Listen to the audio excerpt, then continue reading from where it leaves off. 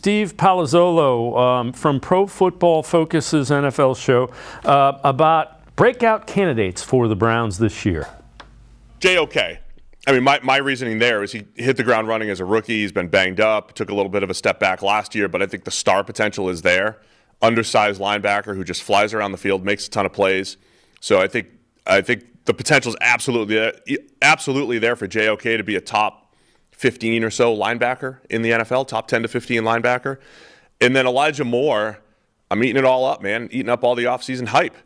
Right? He's getting open at camp and, great rapport, and he was just, stuck at the bottom of that Jets depth chart, even though, it's not the greatest receiver depth chart over the last couple of years. But Elijah Moore is going to have this wide receiver 2/3 breakout here for the Cleveland Browns. Liked him a lot coming out of Ole Miss, just hasn't had a ton of opportunities with the Jets, so he's going to break out here.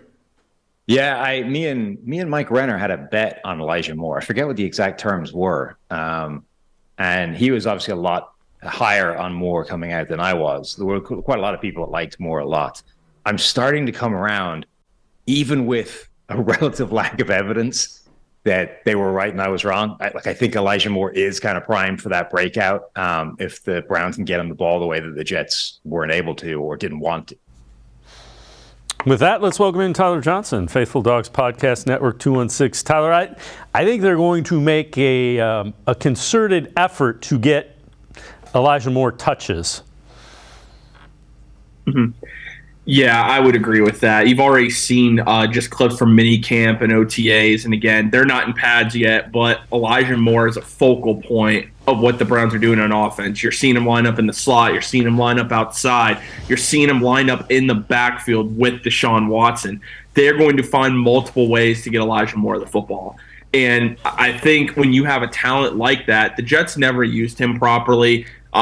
Obviously, they never had a great quarterback playing with Zach Wilson, playing with Joe Flacco. I mean, not the best quarterback, but Elijah Moore is going to have a breakout season for the Browns, and I really don't think it's far-fetched to think that Elijah Moore could lead this team in receptions, not necessarily yards, but just receptions, because he's going to be probably Deshaun Watson's safety blanket, especially over the middle of the field as a slot wide receiver. But also, if he's coming out of the backfield, he's a mismatch for any linebacker in the NFL.